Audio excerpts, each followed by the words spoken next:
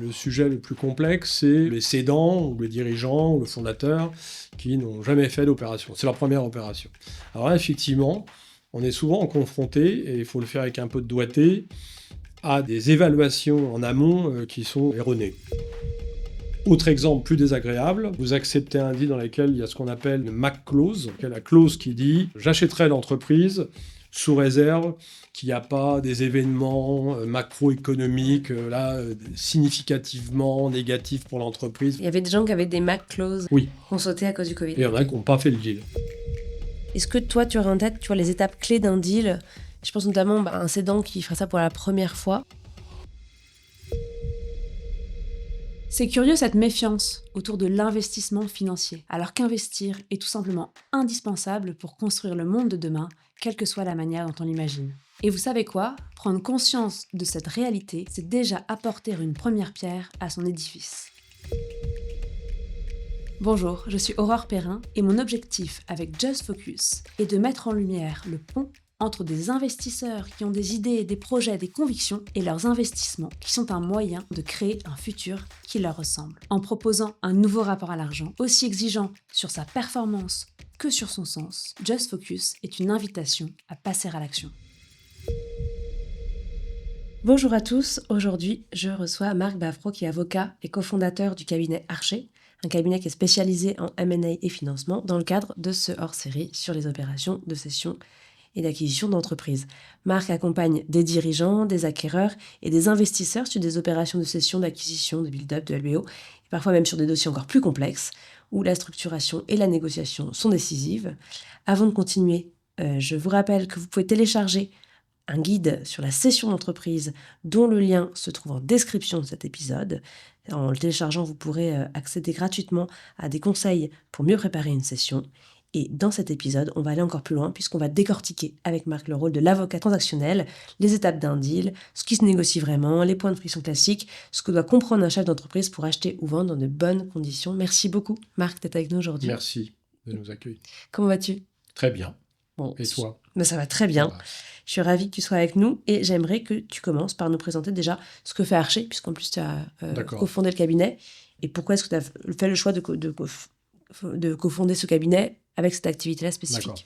Alors très, très brièvement, Archer est un cabinet d'avocats d'affaires indépendants, français, qui a été créé il y a maintenant plus de 15 ans. Mmh. C'est un cabinet qui compte maintenant plus de 60 avocats. À la création du cabinet, on a souhaité être maître de notre destin, puisque on était issu essentiellement de firmes internationales ou françaises, et on voulait avoir quelque chose de plus indépendant, et surtout offrir à nos clients des solutions plus spécifiques, plus adaptées, plus sur mesure, sans souffrir des contraintes qui sont inhérentes aux grosses firmes, notamment les grosses firmes internationales. Tu penses à quoi comme contrainte, par exemple? C'est très processé,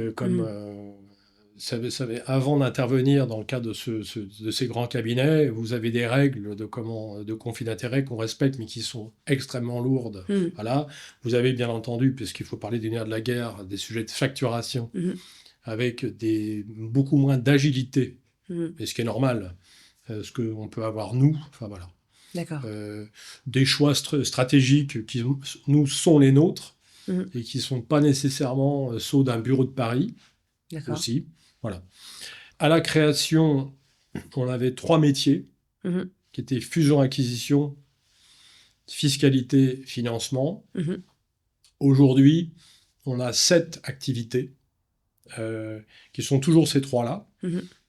Sachant que dans les fusions-acquisitions, on met le private equity comme les fusions-acquisitions industrielles. La fiscalité est toujours là, le financement est toujours là. Mais depuis, on a développé le cabinet de manière verticale et horizontale. De manière verticale, on fait du conseil et du contentieux. On a une très belle équipe en contentieux d'affaires. De manière horizontale, on a accueilli et développé énormément une activité immobilière, avec plusieurs associés maintenant qui font que cette activité-là. On a une activité dédiée aux entreprises en difficulté, qui n'était pas là à l'origine. Et on a enfin récemment accueilli une activité en droit social. Voilà. D'accord. Ce qu'il faut retenir, c'est que ça reste quand même un cabinet qui est à dominante transactionnelle. C'est-à-dire que l'on fasse du financement, de la fiscalité, de l'immobilier et même le droit social qui s'inscrit dans les transactions, c'est quand même la dominante du cabinet. Voilà. Et enfin, nous ne sommes pas un cabinet full service, volontairement, parce que on pense qu'il est inconcevable de réunir dans une même maison, avec la même exigence d'uniformité de compétences, tous les secteurs du droit et de la fiscalité. D'accord. Il y a des domaines où clairement nous ne sommes pas parce qu'on préfère aller chercher le correspondant adapté. Je prends l'exemple de la propriété industrielle, par exemple, qu'on n'a pas et qu'on n'aura pas. Ça regroupe déjà les brevets, les marques, les logiciels. Donc, à chaque opération, des besoins spécifiques. Si par exemple, vous faites une opération dans le monde industriel et vous devez vous assurer de la brevetabilité d'un actif, il y a des spécialistes pour ça. Si vous faites de la tech, il faudra aller chercher quelqu'un du logiciel. Donc, il y a clairement plein de secteurs du droit qu'on ne couvre pas. Et ce n'est pas l'objectif du cabinet. D'accord. Et donc, le type de client que vous attirez avec ces spécialités-là, c'est quoi le profil type des clients que vous accompagnez? Déjà, c'est quand on s'adresse au marché dit transactionnel, quand vous avez l'equity, enfin le haut de bilan, le financement, la fiscalité et le droit social, que vous pouvez le faire sous les entreprises en mauvais état ou en bon état, en conseil et en contentieux, le scope est quand même déjà assez large. Bon. Et après, globalement, on peut retenir que nous, on conseille des entreprises et des entrepreneurs, indistinctement. Et derrière le mot entreprise, ça peut être des groupes familiaux, ça peut être des fonds d'investissement, ça peut être un mélange des deux, à savoir un groupe qui a fait l'objet d'une opération avec un fonds. Ça peut être également des fondateurs personnes physiques, des équipes de direction. Voilà. D'accord. C'est assez varié. Dans ton activité, ça représente quoi comme part, le nombre de sessions d'entreprise, par exemple? Alors, ça représente beaucoup, puisque ça représente 100% des avocats intervenant en fusion-acquisition. Tout leur métier. Mais ça représente une part substantielle de nos fiscalistes, car finalement, ils agissent beaucoup sur des opérations de fusion-acquisition. En droit immobilier, il y a un énorme volet d'acquisition. Alors, on n'achète pas les mêmes choses. On achète des immeubles, des groupes, des groupes d'hôtels, des choses comme ça, mais c'est également de l'acquisition. Et enfin, en droit social, clairement, notre associé intervient beaucoup dans des diligences qui sont dans le cadre d'acquisition. Donc moi, je pense que le cabinet aujourd'hui, ça doit représenter plus de 80% de son activité est liée à une transaction. D'accord. Voilà, clairement. Ok.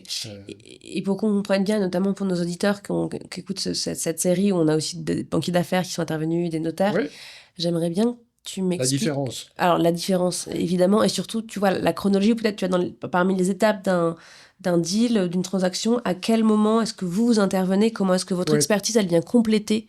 Est-ce que tu vois, c'est le banquier d'affaires qui vous appelle au moment où le deal est signé pour faire les papiers? Est-ce que c'est en amont, vous qui commencez à regarder puis qui dites, ah bah tenez, il faudrait aller... essayez de voir comment est-ce que vous articulez l'interprofessionnalité autour de ça. Il y a plein de configurations différentes, puisqu'on peut parfois être là avant le banquier d'affaires, être là après. Il y a déjà le paramètre chronologique, il y en a deux. Et puis après, on peut être à la vente ou à l'achat. Et là aussi, il faut tout doubler, puisque les banquiers d'affaires peuvent être ce qu'on appelle dans notre jargon sell-side ou buy-side. Bon. Si on prend le monde de la vente, voilà. On intervient, on est parfois avant la sélection du banquier d'affaires, puisqu'on connaissait le client avant lui. On arrive parfois juste après lui, c'est-à-dire quand il y a la sélection des conseils par l'entreprise en vente, on fait partie des gens sélectionnés. Mais il est clair que dès lors qu'il y a un banquier d'affaires en sell-side, on est main dans la main très rapidement. Parce que, et nous on aime ça chez Archer, c'est que il est important en matière de sell-side de faire deux choses très très vite. C'est prendre connaissance de l'environnement. Et là, la prise de connaissance est différente pour un banquier d'affaires dans son domaine et un avocat d'affaires dans son domaine, mais il y a une prise de connaissance de l'environnement. Et deuxième étape importante, c'est préparer l'entreprise à la cession. Et il y a un travail de banquier d'affaires, il y a un travail d'avocat d'affaires. Alors, le banquier d'affaires, par exemple, a une documentation à produire, analyser et produire pour faire son opération.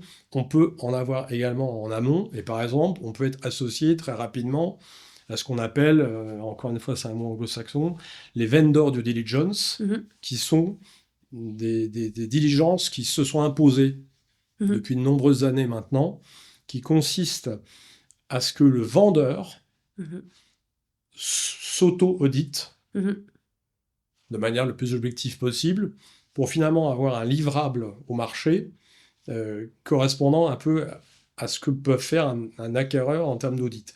Donc très rapidement, on travaille avec le banquier d'affaires dès en amont. Lui, il a des sujets de process à faire. Il a ce qu'on appelle un teaser, il organise des rendez-vous. Après, il met ce qu'on appelle un info-mémo. Et nous, en parallèle, on peut avoir donc les vendors due diligence, préparer ce qu'on fait maintenant très souvent en amont, les grands paramétrages de l'opération qu'on soumet au candidat très très vite, beaucoup plus vite qu'il y a 10 ans. On attendait souvent. Il y a 10 ans, le rôle d'avocat était plus tardif. D'accord. C'est vrai. Désormais, et je pense que c'est beaucoup dû aux banquiers d'affaires, ils ont joué un rôle très important de professionnalisation d'un process de vente. Et l'objectif étant pour eux de vendre dans les délais optimum et dans la meilleure façon, ils ont clairement favorisé une professionnalisation du process en amont. D'accord. C'est un fait. Okay. Voilà. Quand on est buy-side, on intervient plus tard. Voilà. Oui, bien sûr. Il peut y avoir un banquier d'affaires buy-side. Pas toujours systématiquement, mais ça arrive que globalement, les candidats acheteurs s'équipent aussi en banquier d'affaires pour parler avec le banquier d'affaires sell-side.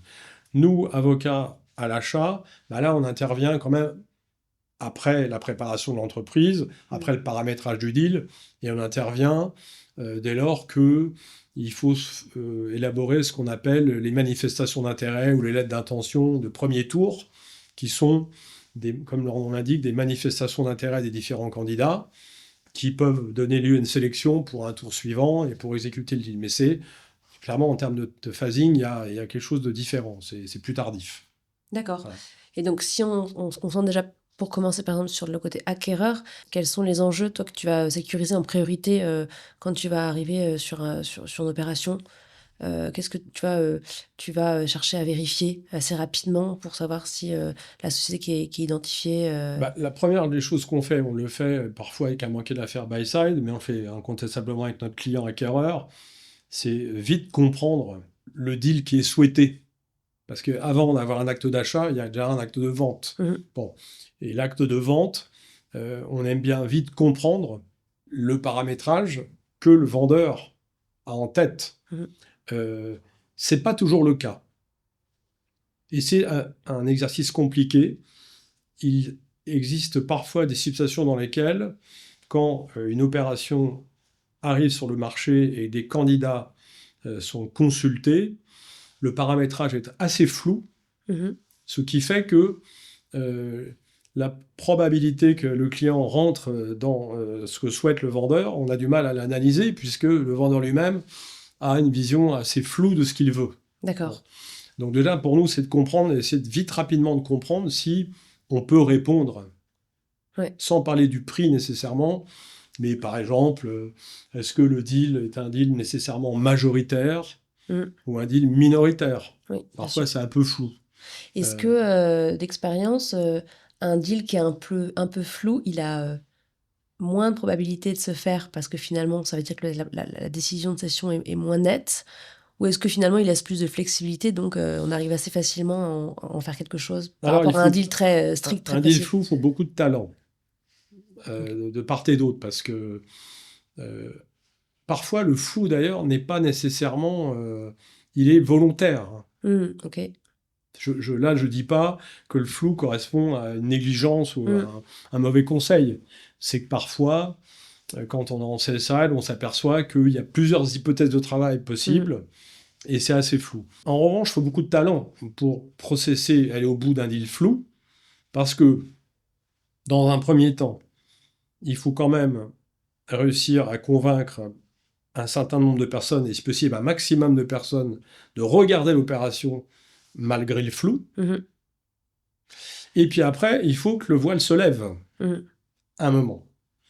Et à ce moment-là, il faut beaucoup de doigté pour que le voile se levant, on ne perd pas en route des candidats qui étaient complètement hors piste, complètement. Donc, le deal flou, c'est quand même un challenge. Il faut quand même être réaliste. Mais bon, si le flou... À vrai dire, il y a flou et flou. Il y a flou, c'est vraiment... ça va être très compliqué à processer. Après, il y a des flous qui sont organisés parce que finalement, le vendeur, il y a plusieurs modalités d'opération qui lui plaisent. Où il n'a pas encore fait son choix, où il attend de voir. Bon, bah là, à un moment, ça va se décanter. Le M&A, c'est une matière qui décante. C'est des choses, alors ça peut décanter vite ou lentement, mais il y a toujours ce phénomène de précipiter. Et globalement, entre le départ et l'arrivée, ça décante, les avis changent, les rapports de force changent, et les parties s'adaptent. Il est rare d'avoir un deal qui est pile poil dans l'épure totalement de ce qu'avait imaginé. Les deals sont longs maintenant, ils sont souvent longs. Ça dure combien de temps en moyenne? C'est quoi, un an? Ça a tendance à s'allonger depuis un certain temps. Il est très compliqué de faire un deal en moins de 6 mois. D'accord. Très compliqué. Ok. Et tu sais comment ça s'explique? C'est parce qu'il y a plus de parties prenantes? C'est parce que les due diligence sont plus approfondis? Je pense qu'il y a des phénomènes structurels, les deals se sont sophistiqués, il y a des phénomènes conjoncturels actuels. Donc clairement, il ne faut pas se voiler la face. Notamment quand il s'agit d'intervention de fonds d'investissement. Il y a peut-être une différence entre les fusions-acquisitions dans le monde industriel et les fonds d'acquisition avec les fonds d'investissement. Mais justement, beaucoup de process sont ce qu'on appelle dual track, où on lance une recherche d'acquéreurs dans les deux mondes. Voilà. Donc ça a rendu les choses plus compliquées. Et après, il y a quand même, faut pas nier, une situation économique qui peut être morose. Il y a une prudence des acquéreurs sur le current trading et l'état de l'entreprise. Il y a quand même des sujets de financement qui sont parfois laissés durs à aller chercher, parce que qui dit acquisition dit financement. Alors là aussi, grosse différence entre le monde de l'acquisition par un acteur stratégique et un fonds d'investissement. L'acquisition par un fonds d'investissement suppose un financement de type unitranche ou banque. L'acquisition par un acteur stratégique, la plupart du temps, ne pose pas cette difficulté-là parce que les financements sont en place, par exemple. Mais c'est vrai que toutes ces choses-là ont ralenti les deals. Alors après, il y a d'autres contraintes pseudo-gouvernementales. C'est que quand vous avez un deal dans un secteur technologique et que vous avez un candidat américain, par exemple, vous avez maintenant, il y a une réglementation qui fait que Bercy regarde, ça allonge les délais. Il y a parfois des délais qui se sont allongés parce qu'il y a un secteur qui est très actuellement en vogue, qui est tout le sujet en matière de santé, de la médecine. Et là, pareil, il y a une intervention des ordres, des choses de ce style-là. Donc, il y a quand même beaucoup de choses qui ont fait que les délais ont tendance à se rallonger. D'accord, ok, je comprends bien. Et côté cédant, plutôt, cette fois-ci, quels sont les enjeux que tu vas regarder en priorité sur un deal quand un cédant vient à toi? Qu'est-ce que tu vas les questions que tu vas lui poser, l'approche que tu vas avoir avec eux en général? Alors, il y a un enjeu qu'on a en tête, mais qui n'est pas notre job. C'est la valeur, le prix. Ça, c'est le job du banquier, pour le coup. Oui, mais nous, on est dans le mot avocat d'affaires, il y a le mot affaires. Donc, faut quand même... faut pas... Un bon avocat d'affaires, ce sujet-là, il doit... D'ailleurs, le banquier d'affaires et l'avocat d'affaires doivent travailler ensemble. Et le sujet du prix reste le sujet important. Mais même dans les sujets purement financiers, qui ne sont pas les nôtres a priori, il y a des sujets qui reviennent vers nous. Par exemple, le prix, c'est une chose, mais la fermeté, le fait que l'acquéreur dispose bien des moyens pour honorer et pour payer ce prix. Est-ce que ce prix est payable immédiatement? Est-ce que ce prix est payable à terme? Est-ce que les garanties sont suffisantes? Donc il y a vite du juridique et du transactionnel, même sur le sujet du prix. Voilà. Mais si on remet le sujet de la valeur et du prix à part, non, ce qu'on regarde, c'est quand on est côté cédant, c'est déjà bien comprendre ce que souhaite le client.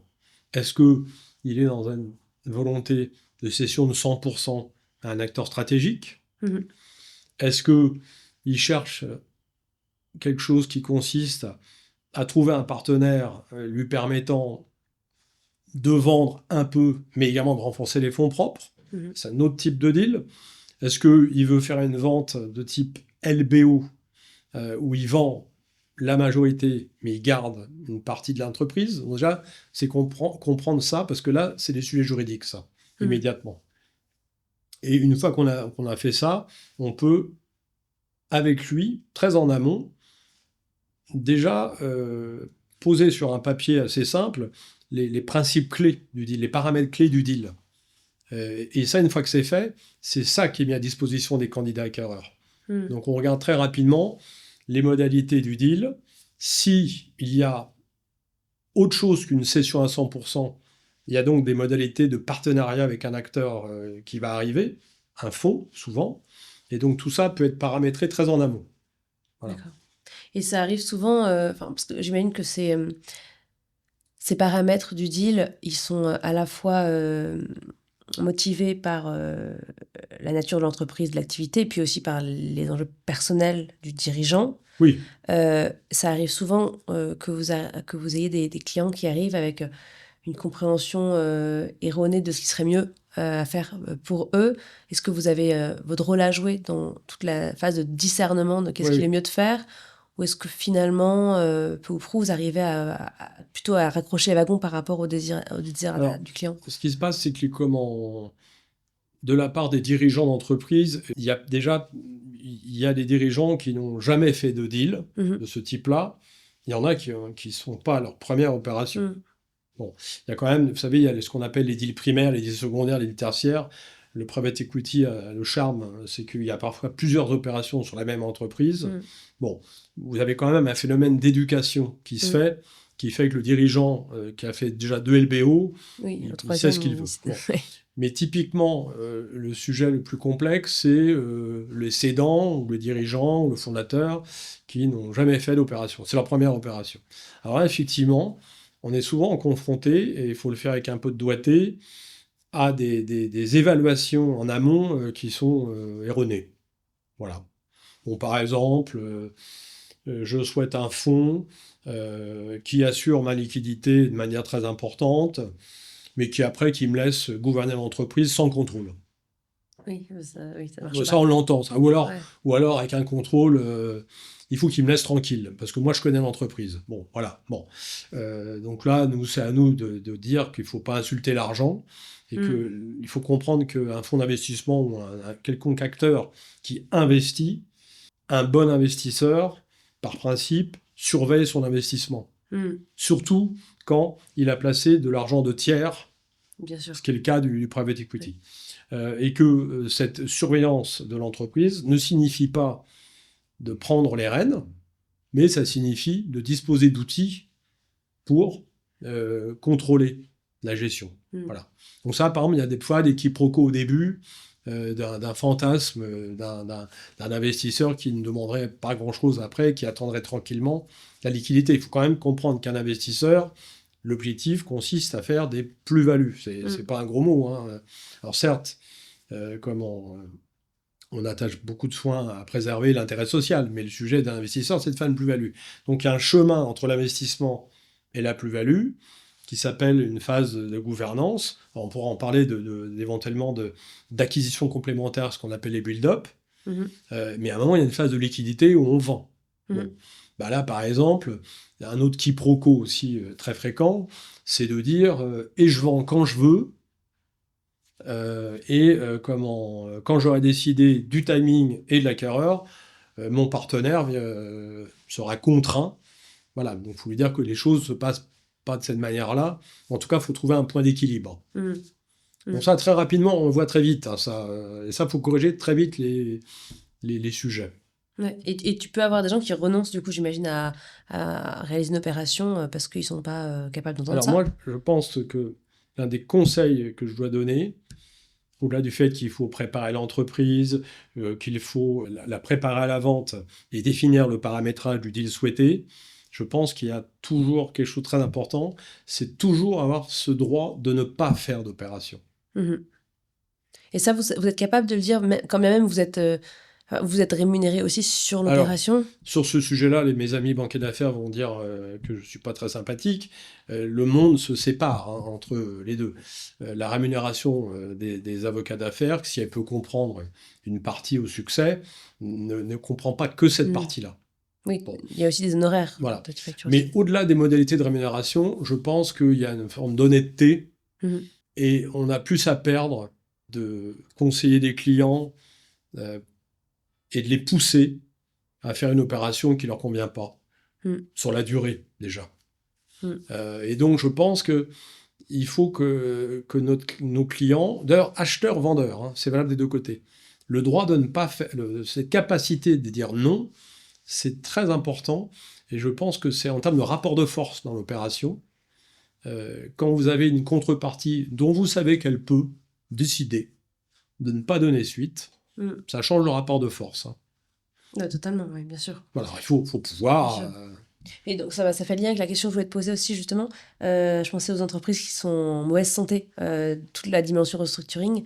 Pour le coup, qu'est-ce que ça change par rapport à des entreprises en bonne santé, dans la dynamique du deal, dans la structuration? Déjà, ça change d'équipe.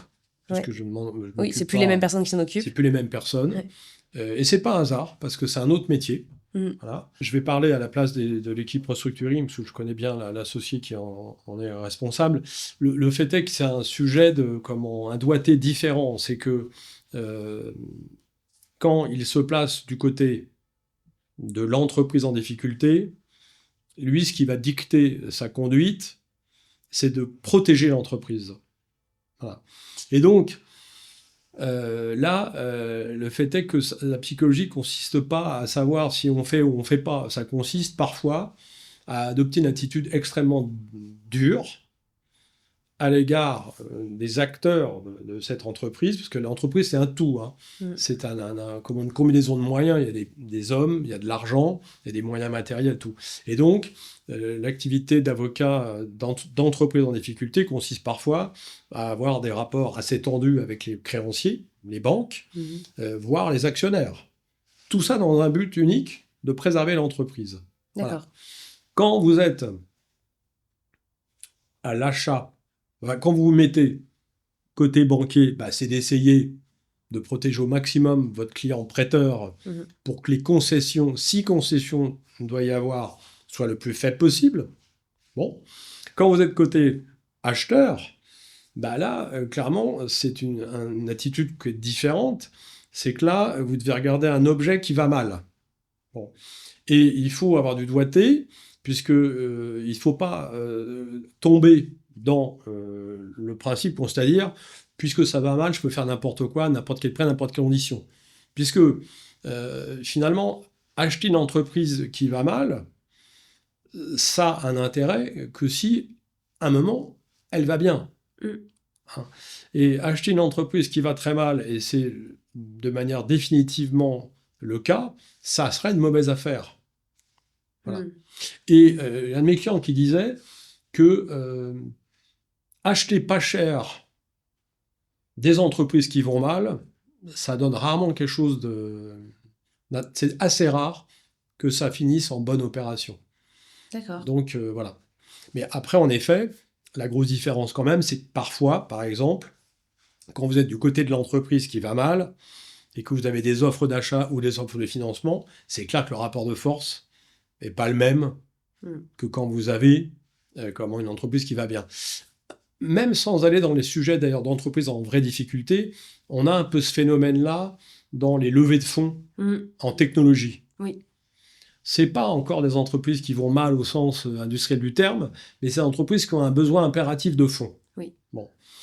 Et c'est clair que le rapport de force, quand vous avez un besoin impératif de fonds, il n'est pas nécessairement le même que quand vous êtes une entreprise qui a besoin de rien, qui veut juste se vendre ou s'adosser. C'est pas, ça n'a rien à voir. Voilà. Et ça, c'est, j'imagine, un phénomène qui se retrouve particulièrement là, ces dernières années. Après la vague de levée de fonds où l'argent était plutôt facile à lever. C'est plus compliqué en tech aujourd'hui. Aujourd'hui, c'est plus compliqué. Ouais. Alors, c'est encore un autre métier. C'est les avocats en tech font ce qu'on appelle les levées de fonds. Et je pense qu'effectivement, le contexte est plus compliqué, en effet. D'accord. Il y a plus de prudence, c'est-à-dire que la technologie, notamment tout ce qui est autour de l'IA, il y a quand même une vaste question à savoir, oui, il faut absolument y aller, mais c'est rentable quand? Oui. Du coup, quel est le juste prix, en fait, aussi, Voilà. avec cette incertitude-là. Ouais. Je ne sais pas si c'est suffisamment standard pour qu'on en fasse quelque chose de très précis, mais est-ce que toi, tu aurais en tête, tu vois, les étapes clés d'un deal?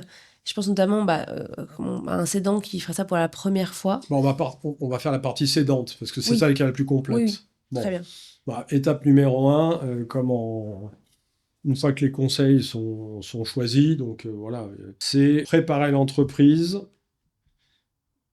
paramétrer l'opération. Bon, côté avocat, cette prise de connaissance de l'entreprise peut donner lieu à un vendor due diligence. Donc là, globalement, le rôle consiste à faire un travail d'audit. Quand on est avocat, ça peut être du juridique, fiscal, social, réglementaire, ou un morceau de ça. En parallèle, il peut y avoir des vendors due diligence dans d'autres domaines. Comptable, finance, strat. Voilà, parfois industriel selon les trucs. Ça, c'est un document qui a un double mérite. Un, il permet au conseil d'apprendre à connaître son client. Et clairement, il est facilitateur du deal. Si c'est fait professionnellement, c'est quand même un document qui est mis à disposition très rapidement des acquéreurs, enfin des candidats. Ensuite, paramétrage du deal. Bon, là, clairement, c'est vite comprendre ce que veut le client et peut-être échafauder les grandes modalités de l'opération pour rapidement, avec lui, c'est pas nécessairement un document très long, convenir des principes clés de l'opération. Là, à ce stade-là, en parallèle, le banquier d'affaires, avec également des documents qui lui appartiennent, il a fait signer des accords de confidentialité à des candidats pressentis. Il peut commencer à leur donner quelques documents et organiser quelques rendez-vous, mais lui, il progresse également en communiquant un certain niveau d'information. Tout ceci pour arriver à ce qu'on appelle des manifestations d'intérêt. Donc, la manifestation d'intérêt, c'est une offre indicative qui, sur la base des informations communiquées, permet à un candidat à acquéreur de donner son opinion sur la valo, cet élément. On peut monter le niveau déjà en demandant aux candidats de donner leur opinion sur les fameux principes clés. Ça, c'est une tendance assez lourde du marché qui permet rapidement d'éviter les quiproquos. Oui, évidemment. Oui. Parce que l'offre indicative qui ne tranche que les éléments de valeur et qui laisse à côté tout le sujet gouvernance, projet. Bon. Donc on a très souvent, au niveau de la phase 1, donc l'offre indicative, des éléments de valorisation, de financement et des éléments de gouvernance, de modalités de partenariat. Quand vous recevez les manifestations d'intérêt, le travail avec le banquier continue et vous devez permettre à certaines personnes de rentrer dans ce qu'on appelle phase 2. Bon. Là, la phase 2, c'est une phase dans laquelle le nombre des candidats s'est réduit. Il faut, dans la mesure du possible, en garder plusieurs quand même, parce qu'il est toujours important d'avoir ce qu'on appelle une traction en termes de compétition. Mais là, on a donc de l'information qui arrive. Donc là, l'information du côté banquier d'affaires, l'info mémo plus détaillée, la data room qui s'ouvre s'il n'y a pas eu de VDD, ou les rapports de VDD. En tout cas, les candidats reçoivent beaucoup d'informations.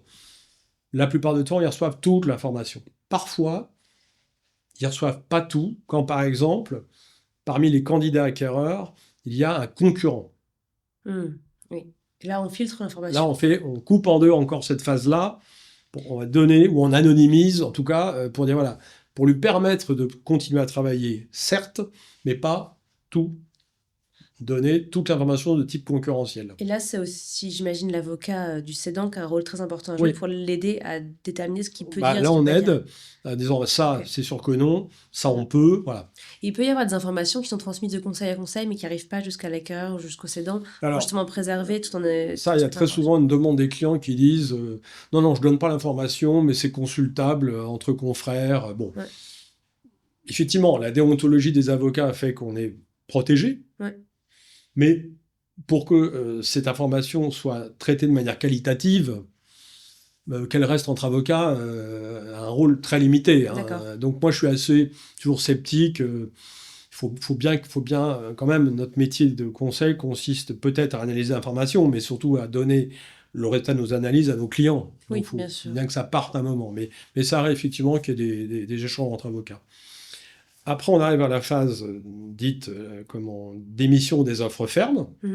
Alors là, au moment de l'offre ferme, on demande au candidat d'émettre une offre qui, cette fois-ci, est plus détaillée sur plein de sujets. Le prix, le fameux passage, qui est un exercice favori des banquiers d'affaires entre ce qu'on appelle la valeur d'entreprise et la valeur des titres, donc Enterprise Value, Equity Value, qui est le passage obligatoire de tous les share deals. On s'assure que le financement est là, ce qui signifie que si c'est un strat qu'il dispose des financements de manière récurrente, si c'est un PE, un private equity, un fonds, qu'il a des accords de trancheurs ou de banquiers pour financer, on regarde si les conditions sont réunies et qu'il y a la fermeté se trouve dans tout l'emploi ressources, tout le plan de financement, un maximum de fermeté. Et on regarde les conditions juridiques de l'achat, est-ce qu'il y a garantie de passif, est-ce qu'il n'y en a pas, voilà. Et puis quand on est dans un deal de private equity, on regarde à ce moment-là les modalités concrètes du partenariat qui va devoir s'établir post-closing entre le management finalement et le partenaire financier. Voilà.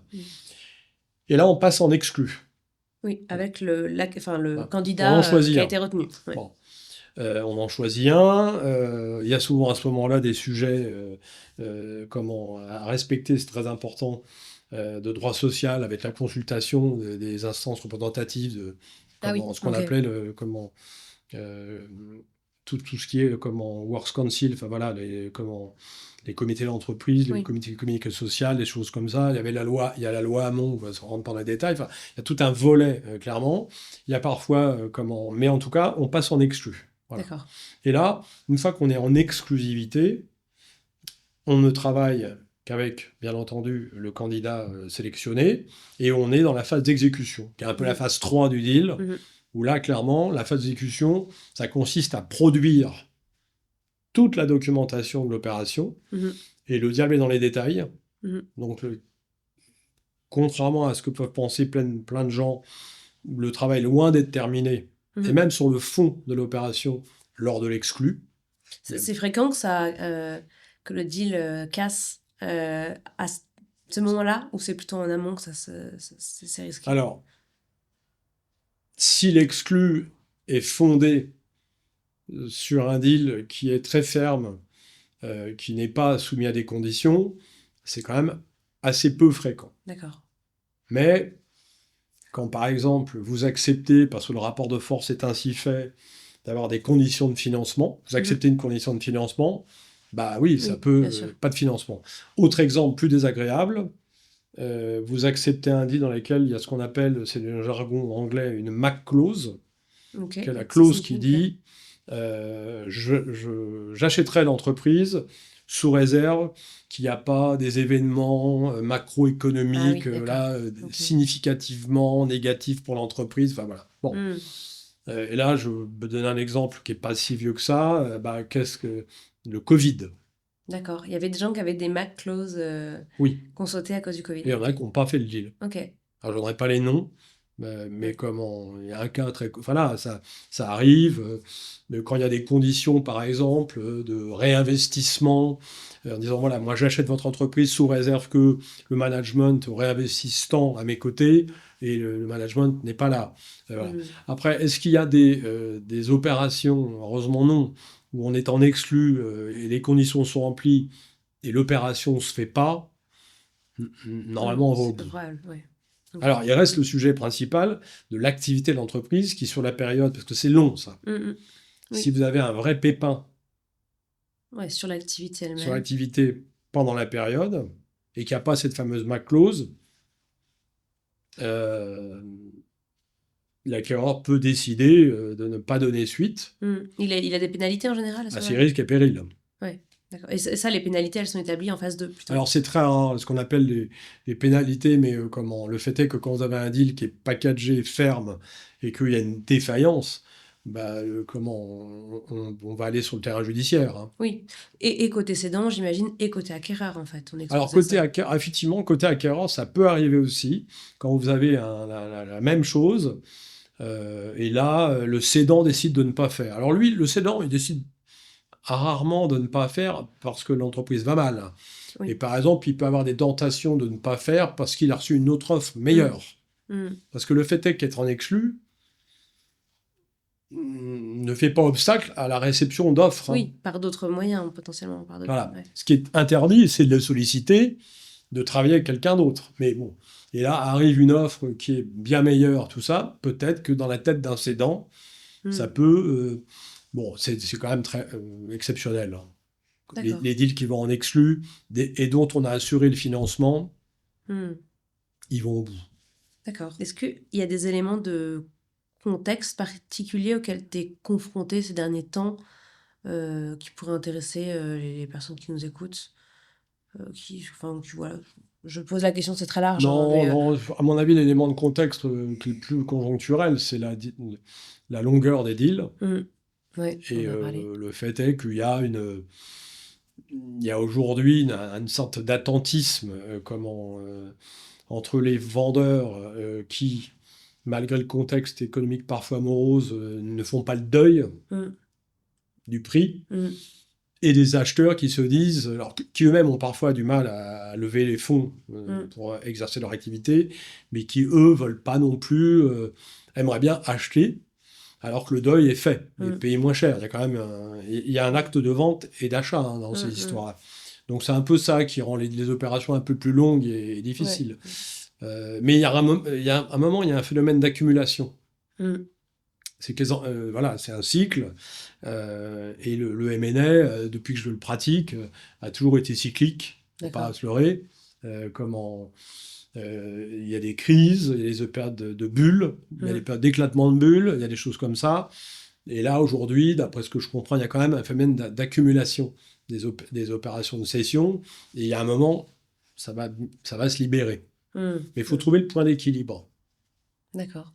Et je me demandais, quand on évoquait la nécessité effectivement de se faire rencontrer une offre et une demande sur un prix, mais il y a aussi d'autres critères que tu as effleurés qui vont être aussi des critères de négociation, je pense des sujets de gouvernance, earn-out, des choses comme ça. Est-ce que tu pourrais nous donner peut-être les autres leviers ou les autres critères qui vont souvent rentrer en compte et qui vont permettre une négociation Oui, alors tout simplement parce que le gagnant n'est pas toujours le plus offrant. Ouais. Et justement, qu'est-ce qui peut déterminer ? Alors, c'est quand même un critère important. Non, c'est pas nécessairement le plus offrant parce que vous avez à part le monde de la fusion-acquisition industrielle 100%, où là, clairement, le projet consiste à céder l'entreprise d'un seul coup avec un versement numéraire. Bon, déjà, ça n'existe quasiment plus. Hein. C'est tellement rare. Pourquoi le prix ne suffit pas ? Déjà parce que, encore faut-il savoir comment le prix est payé. Donc par exemple, vous avez un comparatif entre quelqu'un qui paye tout immédiatement à 100 et quelqu'un qui propose 120, dont 30, de manière différée, soumis à des conditions de performance de l'entreprise. Ouais, vous comparez deux deals très différents. Et le cédant, est-ce qu'il préfère prendre 100 tout de suite, ou il se dit 130 c'est bien, mais attention. Et donc là, il va regarder quelles vont être les conditions à remplir pour analyser la faisabilité de l'opération. Autre manière de varier qui consiste à dire, alors, et ça c'est typique des opérations de private equity, c'est la valeur de l'entreprise, c'est ça, mais moi, l'opération consiste à avoir une prise de contrôle moyennant un versement numéraire, mais un réinvestissement significatif de l'équipe de direction. Et alors là, le champ des possibles s'ouvre encore, parce que vous comparez des deals dans lesquels on vous propose de réinvestir, et on ne vous propose pas de réinvestir simplement. On vous propose de réinvestir très souvent en greffant sur votre investissement ce qu'on appelle le management package. Qui est quoi? Qui est un outil de motivation de l'équipe dirigeante pour la phase post-closing. Et là, encore une fois, le comparatif est complexe, puisque on peut avoir une bonne valorisation avec des modèles d'investissement un peu ternes, ou au contraire, une valorisation plus conservative, mais en revanche, avec un système d'incentive très agressif qui peut faire que le management peut s'y retrouver beaucoup plus dans 5 ans. Autre variable d'ajustement, la gouvernance. On peut avoir quelqu'un qui est effectivement très ambitieux en termes de valo, mais très contraignant sur la gouvernance, versus une valorisation plus basse, mais un comportement beaucoup moins agressif, le mot n'est pas adapté, mais en tout cas, moins en contrôle de l'entreprise. Bon, puis après, il y a un phénomène qui va au-delà de tout, c'est la relation attitude-personnée. Oui, bien sûr. C'est-à-dire qu'un vendeur d'entreprise, sauf cas où il vend tout et il s'en va, c'est une vente c'est un mariage, plus qu'autre chose, un partenariat. Donc, il y a toujours des phénomènes de fit personnel qui sont très importants et qui font souvent que c'est un des critères là qu'on laisse gérer par nos clients, parce que ce sont ni les banquiers d'affaires ni les avocats d'affaires qui sont là le lendemain du closing. On peut être à nouveau sollicité, mais l'entreprise après et le partenariat en question, il démarre et les conseils en question s'effacent. Et là, il y a un phénomène un peu subjectif, de relationnel. Est-ce que la vision est partagée ou pas? Par exemple, vous faites intervenir un fonds, vous êtes un dirigeant, vous voulez vendre votre entreprise, mais vous voulez la vendre partiellement pour faire des acquisitions. Bon, là, il faut regarder si vous avez un partenaire qui aime ce genre et qui surtout a un courbe d'expérience des build-up où vous êtes rassuré. Il a déjà fait dans d'autres entreprises et vous vous sentez capable de le faire avec vous. Donc tout ça, effectivement, c'est le moment clé qui n'est pas évident, c'est souvent c'est la phase 2. Il y a une réunion avec le banquier d'affaires et les clients où finalement il y a un tableau qui est fait avec les différents candidats et tous les paramètres de l'opération. Alors, parfois, on le fait en commun avec nos amis banquiers d'affaires, parfois c'est 2 tableaux séparés. En tout cas, le client, il voit tout. Mais les colonnes, elles ne sont pas nécessairement... même sur le prix. Alors, il y a tel prix, mais payable de la manière suivante.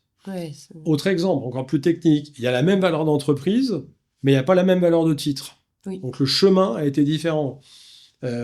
Autre exemple, il y en a un qui ne veut pas s'occuper réellement de gouvernance ou de manière très lointaine, un autre qui dit « Moi, je veux les cordes de rappel très sévères si l'entreprise est sous-performante, quitte à changer management. » Tout ça fait qu'à la fin, il y a bien entendu des thématiques qu'on retrouve, mais les variables sont très importantes, assez nombreuses, et il faut aider le client à naviguer là-dedans.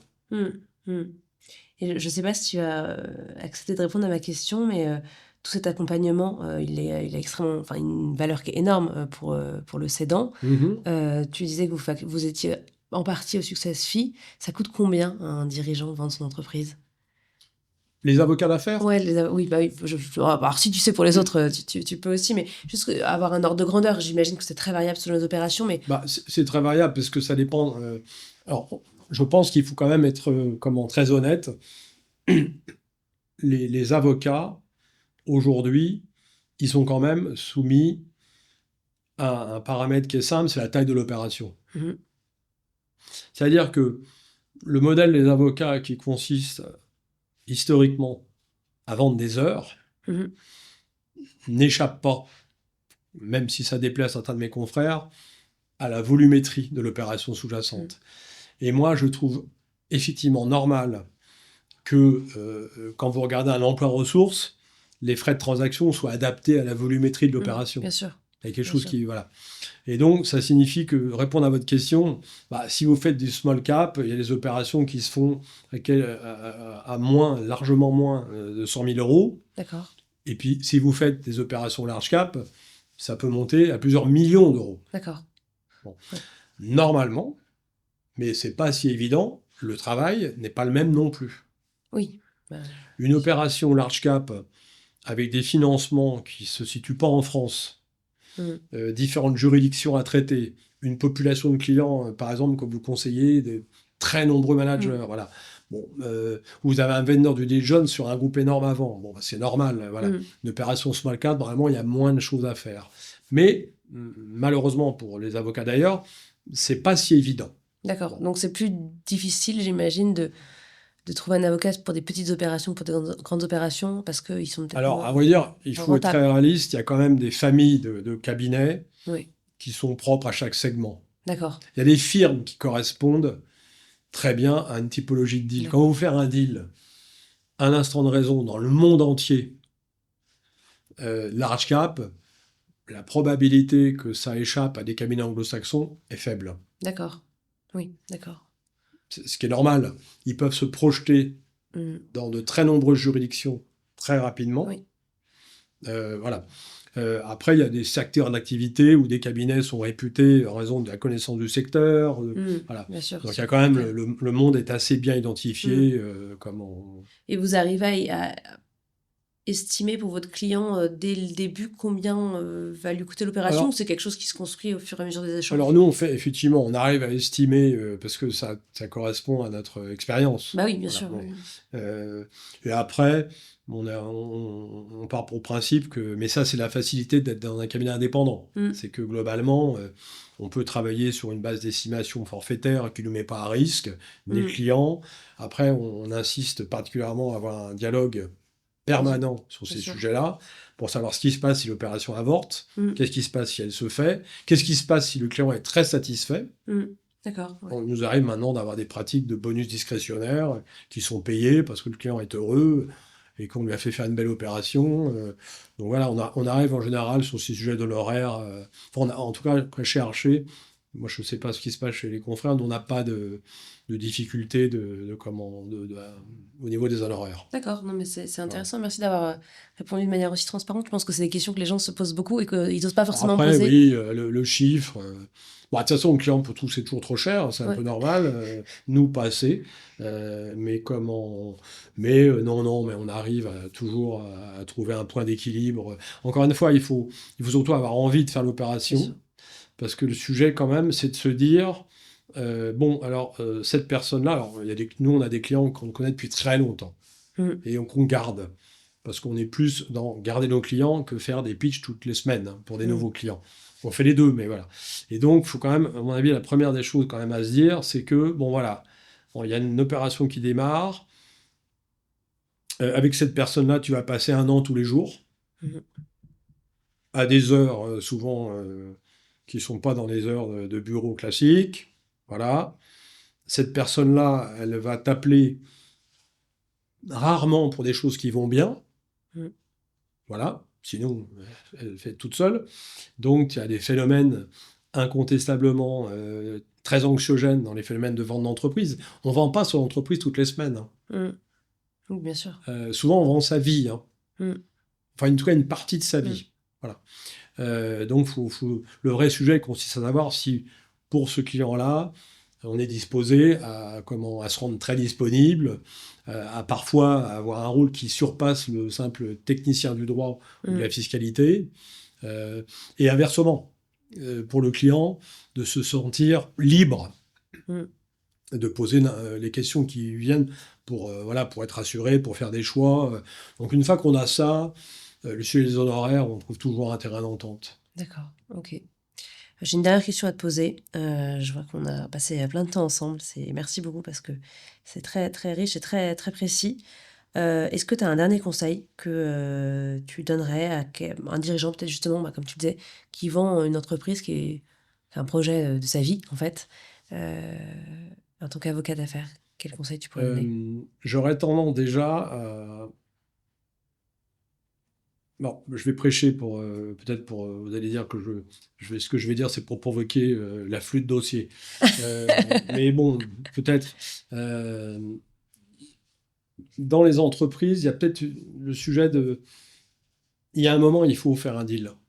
Peut-être le phénomène de la ligne droite de trop, la dernière ligne droite de trop.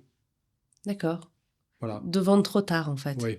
Donc le conseil, c'est peut-être de ne pas vendre trop tard. Il faut s'interroger. Oui, d'accord. Et je pense que tous les entrepreneurs, enfin la plupart, ont en tête en permanence l'état de leur entreprise, là où ils ont envie qu'elle aille, mais surtout là où ils ont envie d'aller eux. Ce qui n'est pas tout à fait la même chose. Et quand vous avez une petite divergence entre là où je veux aller moi en tant qu'actionnaire, fondateur ou dirigeant et où je veux aller l'entreprise, il y a peut-être un moment où c'est là qu'il faut se poser la question. D'accord. Un événement capitalistique doit arriver. D'accord. Est-ce que c'est je travaille depuis 30 ans, l'entreprise a un succès incroyable, mais les arbres ne montent pas au ciel. Il est peut-être temps de commencer à penser à moi patrimonialement et assurer une liquidité même partielle. Est-ce que c'est... Bon, on a fait de la croissance organique, c'est très bien, mais clairement, il y a une étape de croissance externe, voire de croissance externe à l'étranger. Parce que très souvent, c'est un cycle assez classique. On consolide sur son marché et on essaie éventuellement à l'étranger. Et là, je dois être accompagné, et pas accompagné nécessairement, et ça j'insiste sur le fait, avec de l'argent. Oui, c'est le reste aussi. C'est-à-dire que avoir un partenaire financier, il y a un aspect qualitatif. Nombre de mes clients ont clairement fait une opération patrimoniale, clairement, parfois consolidé les fonds propres de l'entreprise, mais souvent, ils se sont fait accompagner en s'offrant, via ce partenaire-là, des compétences qui étaient inexistantes ou pas assez développées. Voilà. Et les opérations de build-up transformantes, c'est du travail d'équipe entre ce partenaire financier et le management. Et ça aussi, c'est la solitude de l'entrepreneur, il faut parfois la rompre. Rompre la solitude au bon moment. Merci beaucoup, Marc. Merci beaucoup à vous. Pour tous ces éléments, et puis à très vite. Et voilà, Just Focus, c'est terminé pour aujourd'hui. Un grand merci à Sapiens qui a rendu possible sa réalisation. Si vous voulez faire le point sur votre situation patrimoniale ou découvrir la sélection exclusive de Sapiens, rendez-vous sur sapiens.com. Vous pourrez parcourir leur offre en autonomie ou prendre rendez-vous avec un family officer pour bénéficier d'un accompagnement personnalisé et sur mesure. Si cet épisode vous a plu et que vous souhaitez le soutenir, il existe plusieurs manières de le faire. C'est archi simple pour vous et ça change vraiment la donne pour nous. Première chose, vous pouvez en parler autour de vous et le partager largement sur les réseaux sociaux. Deuxièmement, vous pouvez laisser un commentaire 5 étoiles sur Apple Podcast et bien sûr, abonnez-vous pour ne pas manquer les prochains épisodes. À très vite.